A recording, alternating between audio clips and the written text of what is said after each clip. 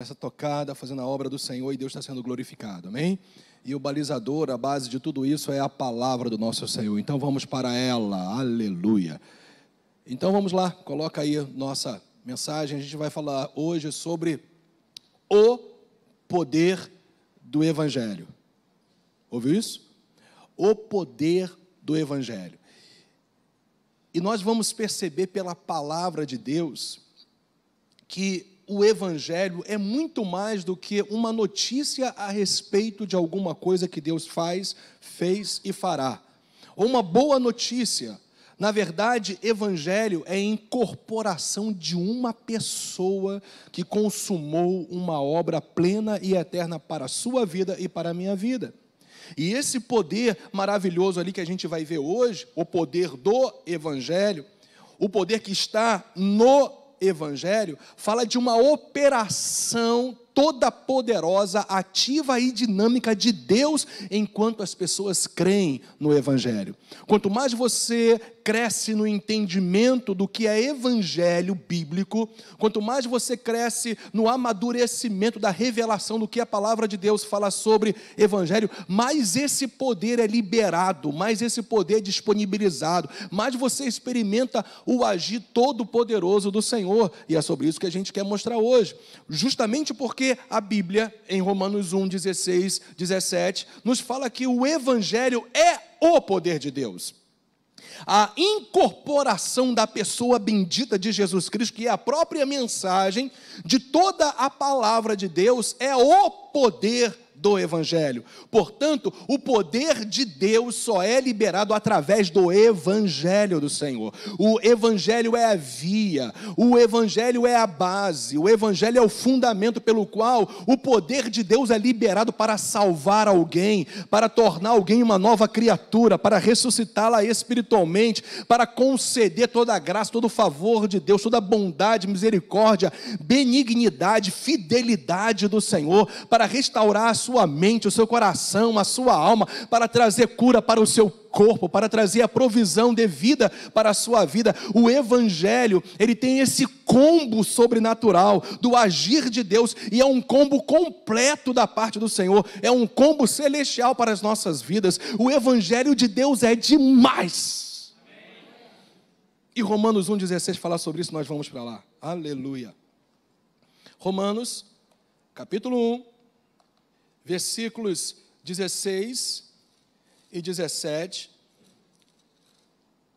nos mostra exatamente essa realidade revelada na Bíblia, a respeito do Evangelho sendo o poder de Deus.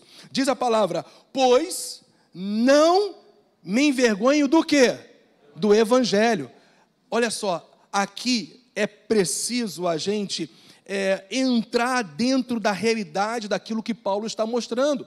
Por que Paulo fala para os romanos, essa carta que foi dirigida à igreja de Roma? Porque ali havia tanto gentios como também judeus. Muitos judeus estavam congregando na igreja de Roma porque tinham entendido que Jesus Cristo de fato era o Messias, e eles tinham crido no Evangelho. Então Paulo mostra algo, e a gente vai ver claro isso no desenvolvimento dos ensinos dele na carta aos romanos, que de fato ele diz isso justamente porque os judeus, a grande parte dos judeus haviam renegado ao Senhor, porque como eles iriam crer num carpinteiro vindo de uma região, muitas das vezes marginalizada pelo próprio povo de Israel? Pode vir alguma coisa boa de Nazaré? Falavam eles. Eles, na verdade, não reconheciam o Senhor Jesus, porque como eles iriam crer naquele que, na verdade, se dizia o Messias, o ungido para libertar o povo, quando esse mesmo foi morto numa cruz maldita, quando esse mesmo, ele morreu pelas mãos do Império Romano, pela pressão do povo judeu que declarava: crucifica-o, crucifica-o, porque nós sabemos muito bem que a visão dos judeus, a grande parte deles, naquela época, eles estavam esperando um libertador econômico, político, social. Eles achavam que o Messias iria vir num poder bélico, físico, e aí quando o Senhor Jesus se apresenta como o Messias, eles não podiam crer, eles não queriam crer, os seus corações se endureceram, eles não podiam, na verdade, aceitar que Jesus Cristo era o Messias, porque a visão deles era externa, mas a visão de Deus sempre é interior, primeiro para depois transformar o exterior. Na primeira parte da vinda de Jesus, ele veio estabeleceu o seu reino no coração do homem, para que naquele grande dia, no dia final, ele venha para estabelecer o seu reino na terra.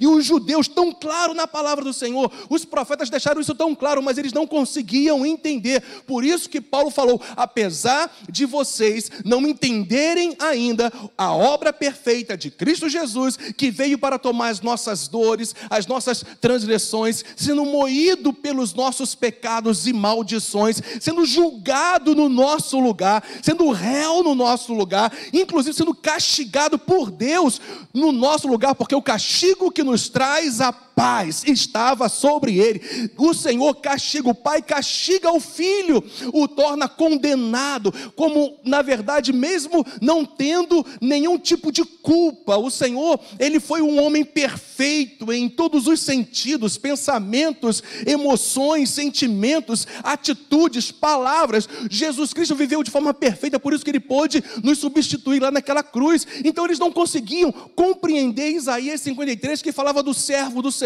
que se esvaziou da sua glória para gerar o poder do evangelho primeiramente no nosso coração. Por isso que Paulo falou: mesmo que vocês não creiam ainda, mesmo que uma grande parte do nosso povo, judeu, hebreu, não crê, eu não me envergonho do evangelho de Cristo, porque ele transformou a minha vida.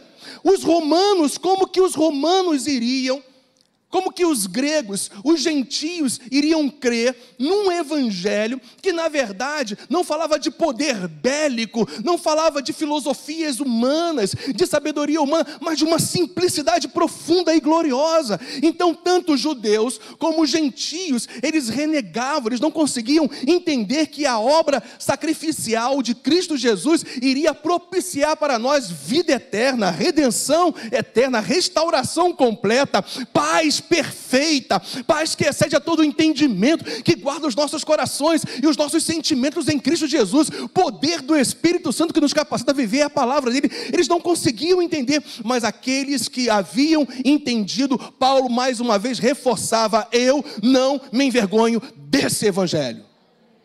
Aí ele vai dizer por quê. Ele diz agora qual é o motivo pelo qual ele não se envergonha do evangelho.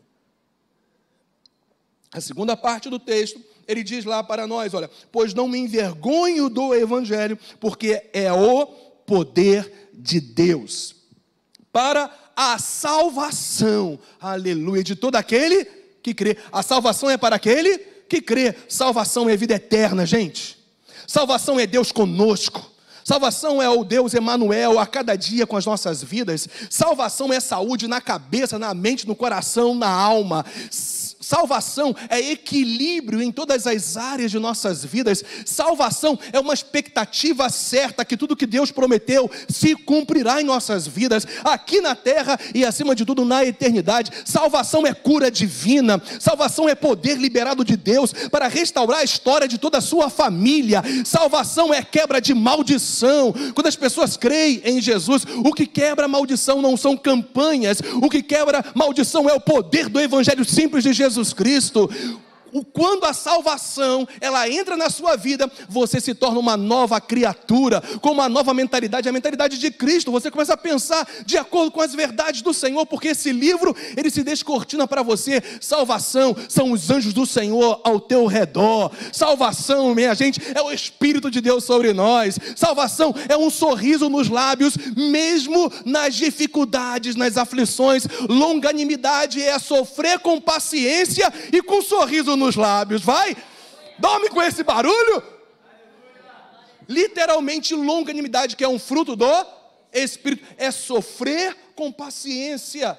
No mundo tereis Aflições é sofrer com paciência, com perseverança, sem olhar para trás e nem colocar o foco nos homens, mas no autor e consumador da fé. É sofrer com paciência e com sorriso nos lábios, meu filho. Você pode estar entristecido, mas a alegria do Senhor é a tua força. A salvação é isso. Salvação é uma reconstituição, é uma restauração do seu casamento. Salvação é transformação de lares. Salvação são filhos que começam a compreender as verdades de Deus através da sua vida. Salvação é Jesus Cristo sendo o centro da nossa vida, do nosso lar, do nosso casamento, do nosso coração, das nossas atitudes. Salvação é Deus te transformar numa pessoa íntegra, de um caráter transformado, é você ser cada vez mais semelhante a Cristo. Salvação, meu irmão, é você manifestar o bom perfume de Cristo Jesus, a ponto das pessoas conhecerem quem Ele é através da sua vida. Eu quero te dizer que eu também não me envergonho do Evangelho de Cristo, porque é o poder de Deus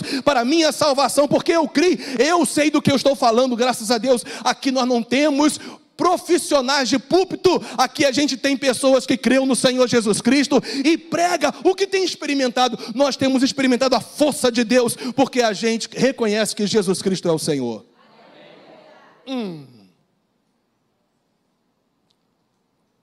Então, a salvação é para todo aquele que crê, primeiro do judeu e também do grego aqui, que representa todos os gentios. E o versículo 17 fala, olha que coisa maravilhosa, gente, é isso que nós precisamos entender. O Evangelho é o poder de Deus, por isso, olha só, visto que a justiça de Deus se revela onde? No Evangelho, na incorporação da pessoa e da obra perfeita de Cristo. Justiça de Deus aqui fala de graça, favor. Justiça de Deus é Deus imputar o mérito, a dignidade, a perfeição de Cristo em você, porque você creu. Imputar é um termo que literalmente significa acreditar na conta de outro. Graças a Deus, você já sabe. Nós estamos no azul no BCC, hein? Banco Central Celestial. Nós temos sempre o que sacar, sabe por quê? Porque o Senhor rasgou a cédula, a dívida que era contra nós e cravou na cruz do Calvário. Não temos mais dívida para com o nosso Pai, porque a gente creu na dignidade, na perfeição de Cristo Jesus, e essa justiça é graça porque eu e você não merecíamos. Pelo contrário, Romanos capítulo 5 vai falar que todos pecaram, todos têm uma natureza corrompida pelo pecado, e por isso não conseguia enxergar Deus. Pelo contrário, até mesmo aquilo que fazia de bom, na verdade, era fruto de um coração corrompido, mas graças a Deus, que uma vez que a gente creu em Cristo, agora nós fazemos as obras, não para a salvação, mas para a glória de Deus. A gente tem atitudes, comportamentos que devem sempre glorificar ao Senhor. Nós estávamos debaixo de condenação, de juízo, mas hoje nós estamos debaixo da graça de Deus, porque a justiça de Cristo Jesus foi creditada a nós. O serviço, o sacrifício dele foi tão perfeito, que quando você crê nele, o Pai acredita tudo aquilo que Jesus fez a teu favor. Inferno não fica de pé na sua frente, demônios não podem prevalecer sobre a sua vida, sobre a sua casa, sobre o seu casamento. Nada pode te paralisar. Decepção, angústia, frustração, traição ou qualquer outra coisa, porque na verdade, se o Senhor está conosco, você já não terá, você já tem a vitória em Cristo Jesus nosso Senhor. Evangelho é isso. É no Evangelho que se revela a justiça de Deus. Agora, olha que coisa interessante. Essa justiça de Deus é assim, olha o que o versículo 17 fala. De fé em fé. A fé tem um início no seu homem interior. No momento que você se entrega à ação do Espírito Santo, ele gera a fé de Deus no teu interior. Mas essa fé, ela é, sempre numa medida constante, perseverante, cada vez mais robusta. Não de pequena para grande, porque essa de fé em fé aqui, na verdade é uma consequência do seu crescimento espiritual. Quanto mais robusto espiritualmente você vai ficando, mais maduro na fé, mais você vai crescendo na sua caminhada com Deus, mais você, como consequência, manifesta uma fé também robusta. Então não se trata de fé grande ou pequena, mas se trata de uma fé perseverante, duradoura. Eu creio hoje, continuarei crendo amanhã, independente de qualquer situação. Eu vou crer até o fim, eu vou perseverar até o fim, porque eu sei em quem tenho crido, eu estou bem certo que Ele guardará o meu tesouro até o dia final. Combati o bom combate, guardei, acabei ou completei a carreira e guardei a fé. Graças a Deus que nós podemos já declarar em fé que o nosso final vai ser melhor do que o nosso início, porque é de fé em fé, de glória em glória. Quanto maior maturidade, mais a sua fé vai acompanhando a sua maturidade no Senhor. Eu quero te dizer que isso é evangelho. Evangelho tem um início na sua vida, mas nunca terá um fim, sabe por quê? Quanto mais você cresce em maturidade, em entendimento, em compreensão de quem é Deus e o plano perfeito dele para a sua vida, mais o poder de Deus se manifesta no Evangelho, através da sua crença no Evangelho. Então, a gente pode continuar justamente mostrando isso aqui, olha, visto que a justiça de Deus, versículo 17, se revela no Evangelho, é a justiça, é a graça de Deus em Cristo, se revelando nas boas notícias em Cristo Jesus, de fé em fé, como está escrito, o justo viverá por fé.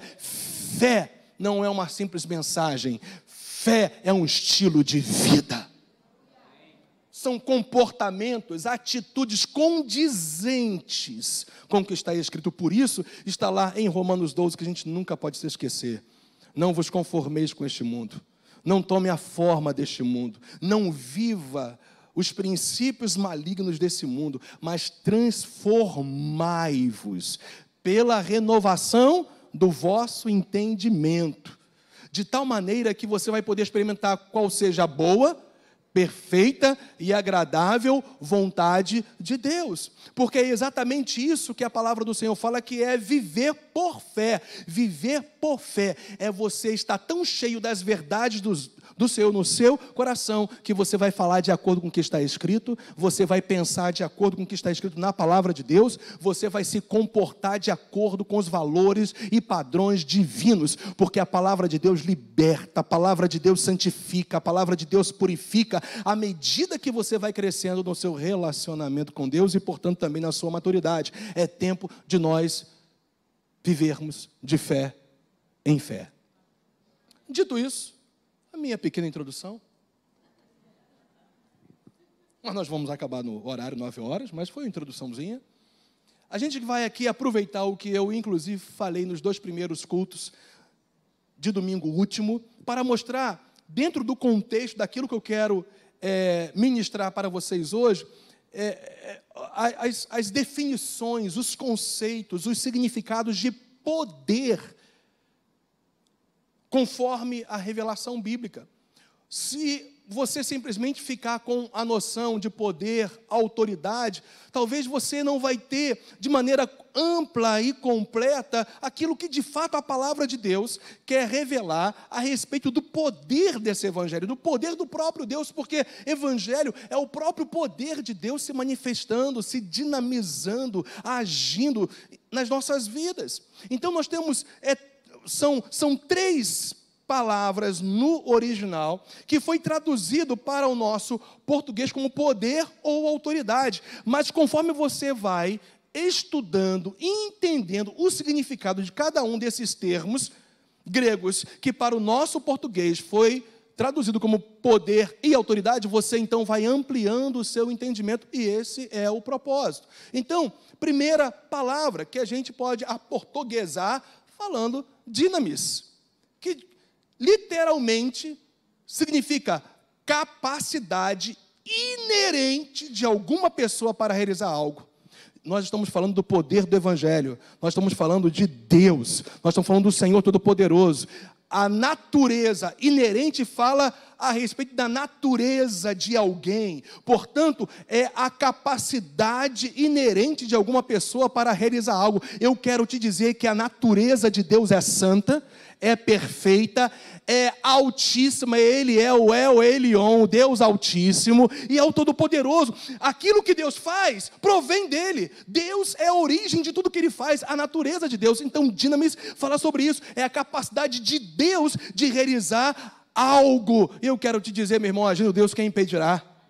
Ainda é poder em ação. Dinamis, que alguns estudiosos,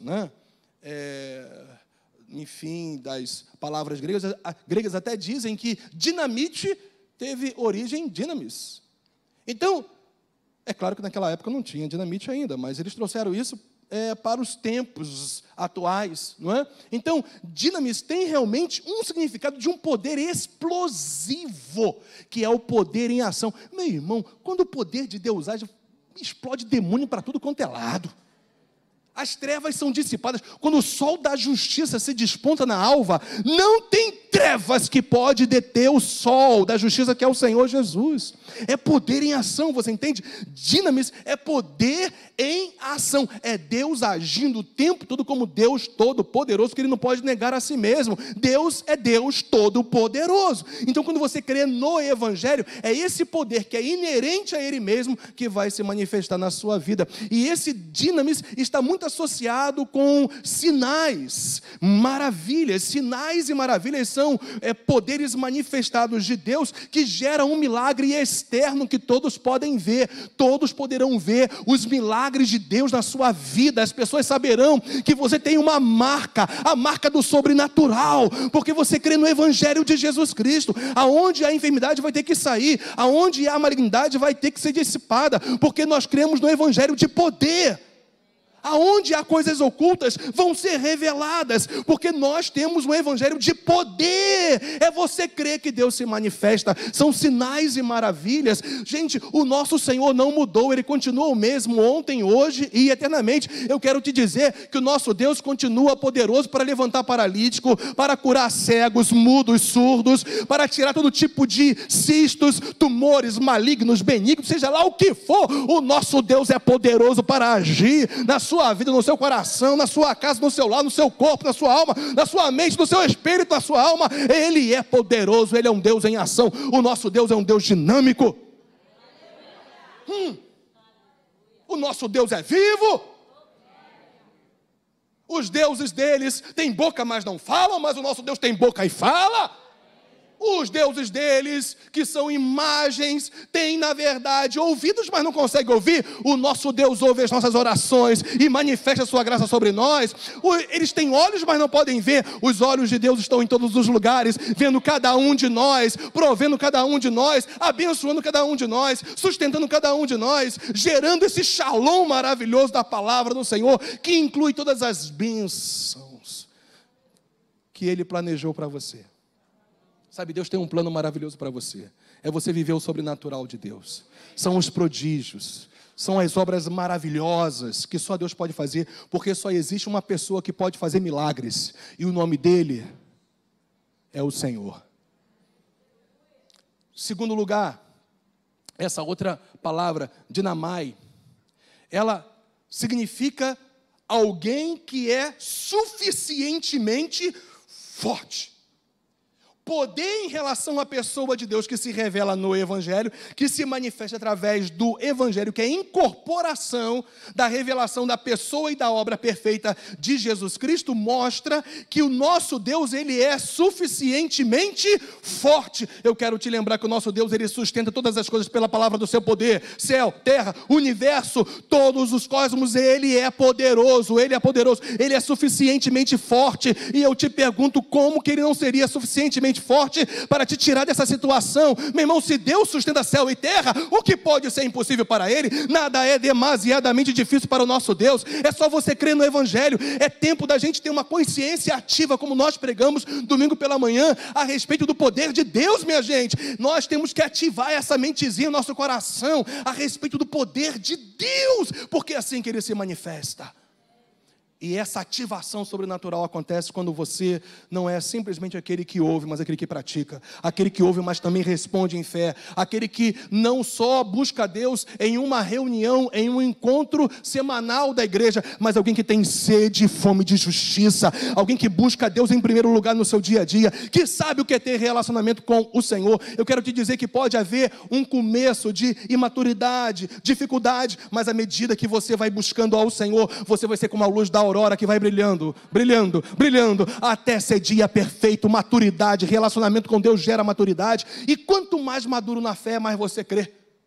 E quanto mais você crê, mais Deus se manifesta como aquele que é suficientemente forte para te sustentar, para te curar, para salvar a sua casa.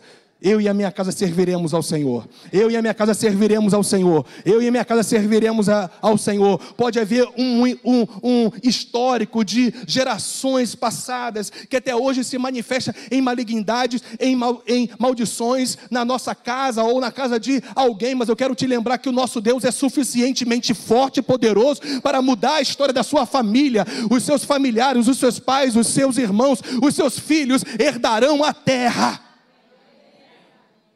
Vai comigo lá em Salmo 25. Deixa eu dar esse refresquinho para o ouvido de vocês, que eu estou a 140 hoje. Então, olha só o que está escrito no Salmo 25, versículo 14, simples assim.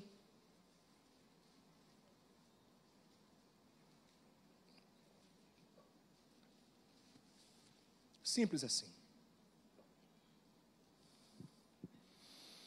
A intimidade do Senhor é para os que o temem. Aos quais, os que temem, Ele dará a conhecer a sua aliança, o seu pacto, o seu compromisso, o seu acordo. Aqui está falando de intimidade, temor e aliança. Quando eu temo, respeito, reverencio a santidade de Deus e a sua palavra, eu estou andando em temor. E isso faz com que Deus se manifeste de forma íntima, relacionamento íntimo. E, em segundo lugar, a Bíblia fala que o que vai acontecer é que você vai conhecer a aliança de forma contínua, crescente na sua vida. O teu Deus é suficientemente forte para fazer tudo aquilo que Ele aliançou com você através do sangue de Jesus Cristo. Dinamai fala de ter força para realizar algo. Ainda ser capaz, o nosso Deus é capaz. God able, hein? Nosso Deus é capaz. Nosso Deus é capaz. Ele tem poder. É exatamente o que o termo quer dizer. Você está vendo como que está ampliando o nosso entendimento sobre poder e autoridade? E ainda, poder também vem dessa palavra grega, que eu vou fingir que eu sei falar. Exósia. Estou só fingindo que eu sei falar, porque eu não falo grego, não. Então, também é mais uma palavra central, traduzida para o nosso português como poder e autoridade, que aponta totalmente para a pessoa de Cristo e a sua obra redentora. Exósia é poder e autoridade para agir. Minha gente, quando nós cremos no Evangelho de Jesus Cristo, o que não falta é a ação poderosa de Deus agindo nas nossas vidas. Agora, olha que coisa interessante, era um termo comum daquela época, que foi trazido para as realidades espirituais do reino de Deus, que tinha esse conceito, esse significado. Exósia é aquele que tem o direito, aleluia.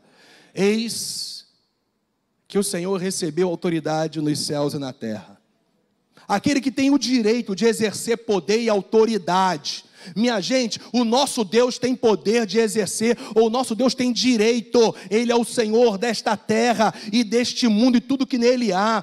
Quando você crê nele, não fica um só para contar a história que está querendo, de alguma maneira, prevalecer contra a vontade do Senhor em relação à sua vida. Graças a Deus, aquele que tem direito para exercer poder está contigo. E quando Deus exerce poder e autoridade, nada, nenhum inimigo fica de pé. Aleluia, passei pelo meio de um batalhão, glória a Deus. Cheguei do outro lado ileso, porque o Senhor estava comigo. É poder e autoridade que te protege dia após dia. Aleluia, para governar. Minha gente, o nosso Deus tem o governo, domínio, autoridade sobre tudo. Por favor, creia nele desse evangelho poderoso. Entenda cada vez mais, esse evangelho é extraordinário, sobrenatural, aquele que tem o direito de exercer poder e autoridade para governar em virtude da posição que detém. Eu quero te lembrar que o nosso Deus, antes da fundação do mundo e de todas as coisas, estava no alto e sublime trono, e Ele nunca saiu de lá, e por toda a eternidade Ele vai continuar no mesmo lugar que é por direito dEle,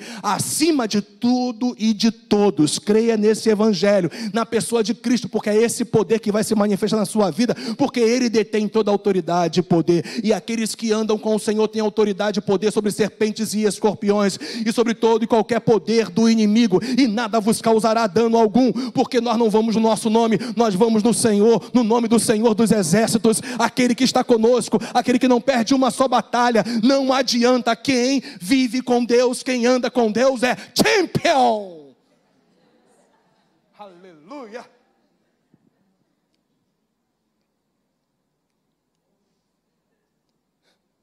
O evangelho, gente, é a revelação da pessoa e da obra consumada de Jesus Cristo, gente. Não tem jeito, não. Eu quero te provar isso. A Bíblia toda mostra isso, o Novo Testamento nem se fala. Mas eu quero só compartilhar com vocês 4 versículos que mostram que evangelho é a revelação da própria pessoa e da obra consumada de Jesus Cristo. Romanos, então vamos para lá. Lembra que nós lemos Romanos 1, 16 e 17? Mas antes de Paulo falar que o evangelho é poder de Deus e que a própria justiça de Deus em Cristo, a graça, o favor dele, se revela na vida daqueles que creem, e essa revelação é de fé em fé, a ponto do justo viver por essa fé, ele vai nos mostrar o que é esse evangelho nos versículos 1 e 4, ou de 1 a 4. Ele diz: Paulo, servo de Jesus Cristo, chamado para ser apóstolo, separado para quê, gente? Para o evangelho de Deus. Então ele agora vai começar a falar o que evangelho é esse. Ele foi separado para o evangelho de Deus, para proclamar, para ensinar o evangelho de Deus. Ele vai dizer: o qual, ou seja, o evangelho, foi por Deus outrora prometido por intermédio dos seus profetas nas sagradas Escrituras. Então, esse evangelho de Deus já havia sido prometido, profetizado nas Escrituras da Velha Aliança, no Velho Testamento, e que se consumou, evidentemente, nos registros das Escrituras do Novo Testamento. E o versículo 3 diz, agora ele vai falar o que foi prometido, revelado nas Sagradas Escrituras a respeito desse evangelho. Olha só, com respeito a quem, minha gente? A seu Filho. O evangelho diz respeito a tão somente o Filho de Deus. E eu quero te lembrar quem é esse Filho aqui, com F maiúsculo. É o Senhor Todo-Poderoso, é o Senhor Criador de todas as coisas, é aquele que inicia e vai e termina e completa uma obra. Por isso que ele é o Alfa e também o Ômega. Ele é simbolicamente a primeira letra do alfabeto grego, mas também a última, porque ele é aquele que começa e acaba. Ele é aquele que vai terminar a obra na sua vida, no seu coração, na sua casa. Ele é aquele que virá em glória e poder e vai estabelecer o seu reino nessa terra. Ele é aquele que vai entregar a igreja ao Pai. Ele vai consumar a obra na sua vida. Creia hoje, creia amanhã e sempre continue com essa fé duradoura, robusta, porque você crê no evangelho, porque você se entrega ao Senhor desse evangelho. É a respeito do Filho. Com respeito a seu Filho, o evangelho que havia sido outrora prometido nas Sagradas Escrituras, o evangelho de Deus, o qual, segundo a carne, ele veio em carne. Ele assumiu a minha e a sua natureza humana para nos substituir lá naquela cruz. Por isso que todo aquele que crê, qualquer homem, mulher, pessoa que crê no Senhor é salvo. Todo aquele que invocar o nome do Senhor é salvo. E eu quero te lembrar que salvação é um combo, meu irmão, é um combo celestial e eterno, que abrange todas as áreas de nossas vidas. Deus te ama como um ser espiritual, que possui emoções, intelecto, racionalidade, que habita num corpo. Deus te ama por completo. Não existe nada na sua vida vida que está fora do interesse de Deus. Ele te ama por completo. Quando você entende que salvação inclui tudo isso, você se descansa nos braços do papai. Ele se tornou carne e foi designado ainda com respeito a seu filho, o qual, segundo a carne, veio da descendência de Davi, deixando claro que ele veio de uma descendência humana, não deixando de ser Deus, porque o versículo 4 fala, e foi designado filho de Deus. O F continua maiúsculo, ou seja, ele foi declarado como aquele que possui a mesma natureza divina, porque ele não deixou de ser Deus quando ele se encarnou, porque a obra dele foi tão perfeita, tão maravilhosa e eterna, porque o Deus eterno perfeito se encarnou e se tornou a tua justiça. Gente, você está acompanhando isso? Que é isso? Falando como a garotada, que demais. Que demais. E foi designado filho de Deus com o que, gente?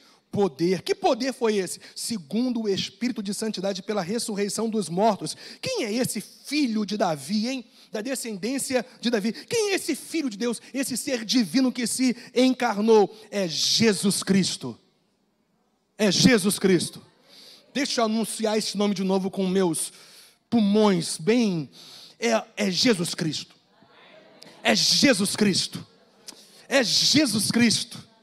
Esse nome traz salvação, esse nome traz cura, esse nome traz milagre, esse nome traz restauração, esse nome traz o céu sobre a terra, esse nome traz o governo de Deus sobre a sua vida, esse nome coloca nos seus lábios um novo cântico, esse nome traz o poder do Espírito Santo para te orientar, dirigir, capacitar, consolar, fortalecer. Esse nome traz a glória de Deus sobre a sua vida, esse nome abre a sua visão espiritual para que você enxergue quem é Deus. Eu não estou falando de uma visão no mundo espiritual, eu estou falando de uma visão que Deus gera no espírito de todo aquele que crê em Jesus Cristo. Glórias a Deus pelas visões que o Senhor possa nos dar, mas há uma visão inegável que a gente tem quando a gente crê no Senhor Jesus, a visão do céu, a visão da palavra, a visão de Deus, a ótica de Deus. Eu quero te dizer que Deus te salvou para você ser alguém semelhante ao Filho, a Jesus Cristo.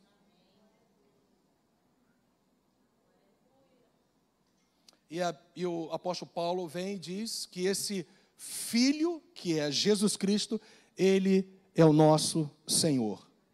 Eu quero relembrar a você que o Evangelho é de senhorio também. Evangelho não é só de direitos e de privilégios. O Evangelho do Senhor também de deveres e obrigações, não religiosas, mas de uma resposta em obediência, porque você ama o Deus que te resgatou. A gente não obedece debaixo de jugo, a gente obedece porque a gente ama, porque os mandamentos do Senhor não nos são pesados. Nós amamos a Deus porque Ele nos amou primeiro, e nós amamos aos nossos irmãos, porque Jesus Cristo nos amou. Nós perdoamos, nós manifestamos perdão, porque o Senhor fez isso em nossas vidas. Amém, minha gente? Glória a Deus. Então vamos continuar. Esse é o Evangelho, tá certo? 1 Coríntios 1, 24, só esse versículozinho só, básico, para te falar quem é Jesus Cristo, que é a incorporação do Evangelho, pelo qual o poder de Deus se manifesta. Estamos juntos ainda, não estamos? Olha que evangelho glorioso e resumido num texto da palavra, 1 Coríntios 1, 24. Mas, para os que foram, o quê? Quem já foi chamado pelo Espírito de Deus e recebeu Jesus como Senhor e Salvador? Eu quero te dizer, meu irmão, você foi chamado. Então, olha só o que te espera. Tanto judeus como gregos, pregamos a Cristo. Quem é Cristo para Paulo? Quem é Cristo na revelação apostólica? Quem é Cristo na revelação da nova aliança? Poder de Deus. Evangelho é a incorporação da pessoa e da obra de Jesus. Então quem crê em Jesus recebe poder de Deus, porque Cristo é o próprio poder de Deus. Quer ter poder para vencer o pecado, as tentações, os valores desse mundo? Quer ter poder para vencer a sua natureza humana tendenciosa a pecar? Quer ter poder para vencer o mundo com os seus valores malignos, quer ter poder para vencer as pressões, as opressões, as dificuldades, as tristezas, as angústias, quer ter poder, meu irmão, para viver as realidades do Evangelho de Jesus Cristo, quer ter poder para curar os enfermos, quer ter poder para dar uma palavra que vai libertar vidas, porque todos nós somos chamados ao serviço, hein? A igreja é uma igreja ministerial, nós somos ministros do Senhor, nós somos servos do Senhor, nós queremos servir as pessoas com aquilo que nós temos recebido, porque a gente só pode dar o que a gente recebe. Eu quero te dizer o que você recebeu o poder máximo, absoluto, total, que é Cristo em vós, a esperança da glória. É você abrir a tua boca que o Espírito de Deus vai encher, é você ministrar ao seu marido, à sua esposa, aos seus filhos, aos seus vizinhos, aos seus colegas, sem vergonha nenhuma, porque nós não nos envergonhamos do Evangelho de Deus, porque é poder do Senhor para a salvação de todo aquele que crê, porque o Senhor está conosco, o poder dele está em nós, maior é aquele que está em nós, minha gente, do que aquele que está no mundo. Quem pode te paralisar? Quem pode deter a boa mão de Deus sobre a sua vida? Você quer vencer os inimigos da sua alma? Poder. Creia em Cristo Jesus hoje e sempre, porque de fé em fé eu criei ontem, mas eu vou continuar crendo, porque eu vou crescendo cada vez mais no meu relacionamento com Deus. Aleluia. Isso é evangelho, minha gente. Isso é evangelho. Então, olha só que coisa linda. O apóstolo Paulo está falando ali o seguinte: a fonte constante, disponível do poder de Deus é Cristo. Cristo está disponível para você. E Ele é a fonte. Quem crê em mim, diz o Senhor, como diz a Escritura, rios de águas vivas fluirão do seu interior. Os rios, na verdade, é uma representação profética, simbólica da pessoa do Espírito Santo, mas só recebe esse rio quem vai à fonte, o Evangelho, a pessoa de Jesus Cristo. E esse poder está disponível para nós. Poder ali, em 1 Coríntios 1, 24, é o que manifesta o poder de Deus. É Jesus quem manifesta o poder de Deus. Aleluia! Eu disse aleluia? Eu disse aleluia? Piorou. Eu disse aleluia? Gente, é para você pegar isso e não esquecer jamais. O que manifesta o poder de Deus é Jesus Cristo. Eu quero terminar, concluir, mostrando para você que fé no Evangelho sempre trará o sobrenatural. Abra sua Bíblia lá em Atos capítulo 14. Olha que coisa maravilhosa, gente. Olha que coisa linda. Atos 14, dos versículos 5 a 10. Aqui vai nos mostrar que a fé no Evangelho sempre trará o sobrenatural. Olha que coisa maravilhosa.